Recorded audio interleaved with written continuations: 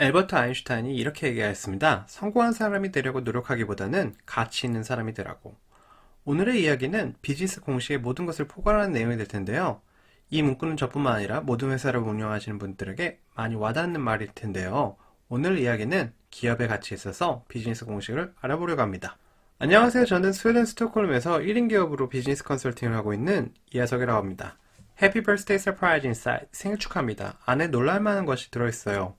선물을 이야기하는 것일 텐데요. 아직 비즈니스 공식과 제목이 좀 거리가 있게 느껴지시죠? 이 불건전하게 생긴 사람이 제 20대 시절의 사진인데요. 불과 5, 6년 전만 하더라도 저는 노는 것을 엄청 좋아하고 평범한 것을 싫어하는 사람이었습니다. 하지만 그때나 지금이나 항상 관심 있는 것은 사람인데요.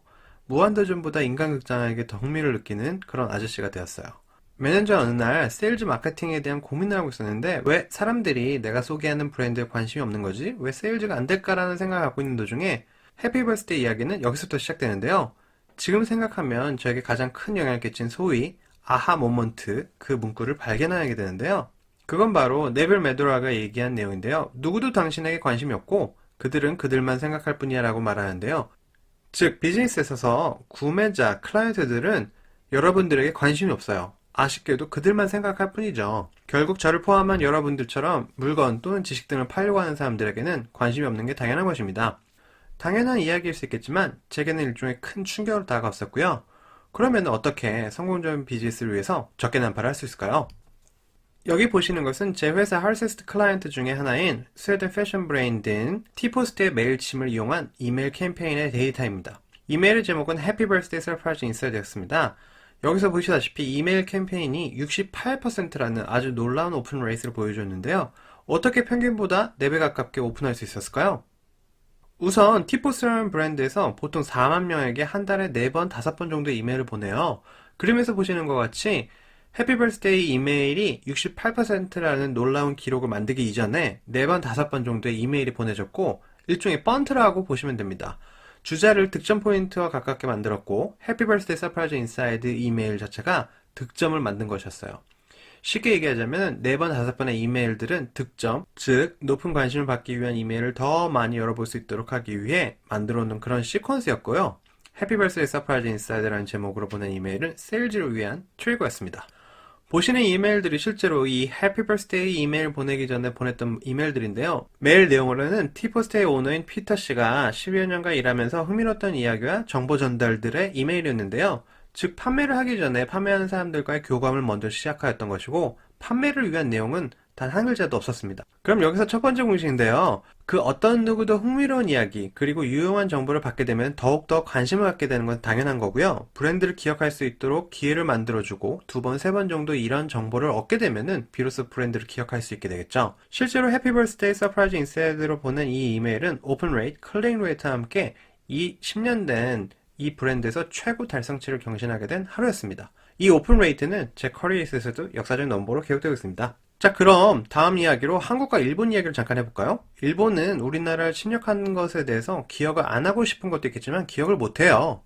일본과 한국의 역사적인 이야기를 하게 되면은 당연히 우리가 더 할 말이 많겠죠. 당연한 이야기입니다. 여러분들도 어렸을 때 싸움 누구나 한두 번 정도 해보셨을 텐데요. 누구를 때렸던 기억은 잘 못하시더라도 맞은 기억은 오래가시죠? 더 재밌는 이야기는 다소 좀 유사한 내용일 텐데요. 한 조사에 따르면 좋은 소식보다는 나쁜 소식이 전파 속도가 거의 10배 정도 빠르다고 합니다. 포털 사이트의 인기 검색어 순위를 한번 유심히 보시면은요. 좋은 소식보다는 안 좋은 소식을 사람들이 더 많이 검색합니다. 왜일까요?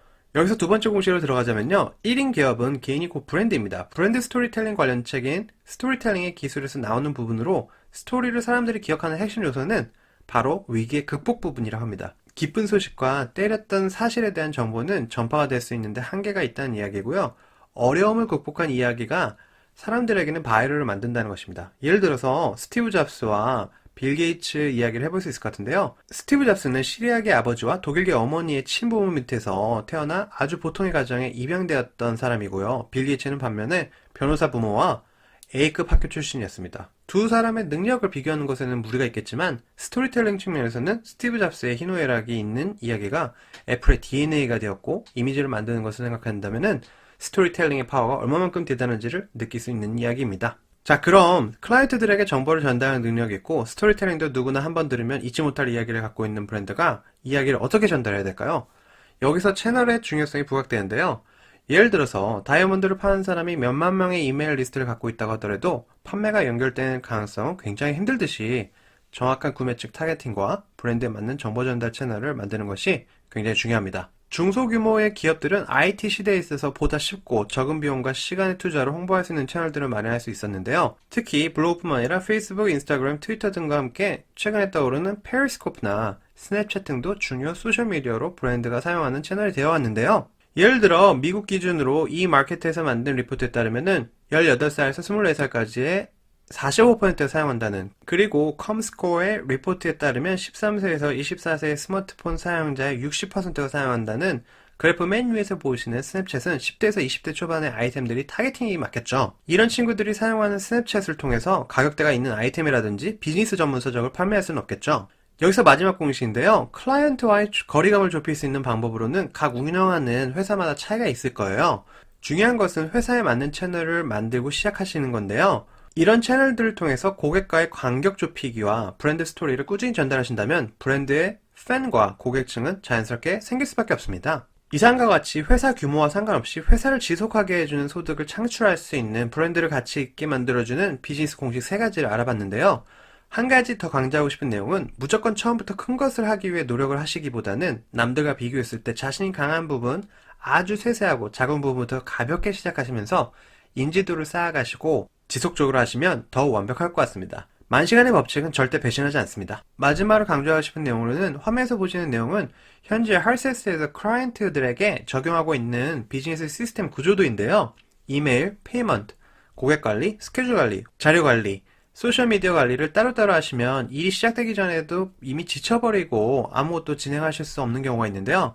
각 회사에 맞는 어플리케이션이라든지 시스템을 사용하셔서 채널들을 단순화시키시고 가시화시키신다면 놓치는 일이 없으실 거예요. 오늘 생일이 아니신 분 모든 분들에게 이야기하고 싶습니다. 해피 버스데이라고. 그리고 서프라이즈 인사이드는 이메일을 받은 사람이 이메일을 오픈할 수 있도록 하는 단순한 유인 문구였을 수 있겠지만 저는 이렇게 해석하고 싶습니다. 서프라이즈는 여러분 인사이드 안에 있습니다. 만약 미생에서 나오는 부분이죠. 매일 술 취하고 있으면 올 수 있는 기회도 안 온다고. 여러분 개인 속에 있는 놀라움들, 즉 서프라이즈들을 하루하루 조금씩 준비하시면서 클라이언트, 구매 고객들에게 다가와 주시고 그들에게 진정한 선물을 드리시고 브랜드 가치를 공유해 주세요.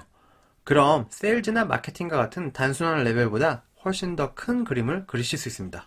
이상 스웨덴에서 비즈니스 컨설팅 회사 할세스트를 운영하고 있는 이하석이었습니다. 현재 한국과 유럽 브랜드들을 클라이언트로서 세일즈와 마케팅 그리고 비즈니스 시스템을 컨설팅하고 있고요. 제 채널들로는 블로그, 리포트, 팟캐스트들을 함께하고 있습니다. 제 포트폴리오 홈페이지 하석닷컴으로 체크해보신다면 많은 흥미로운 비즈니스 관련 이야기를 발견하실 수 있을 거라고 생각합니다. 마지막으로 이 비디오를 보시는 모든 분들에게 다시 한번 말씀드리고 싶습니다. 생일 축하드려요. 그리고 선물은 여러분 속에 있습니다. 여태까지 스웨덴에서 비즈니스 컨설턴트 이하석이었습니다. 감사합니다.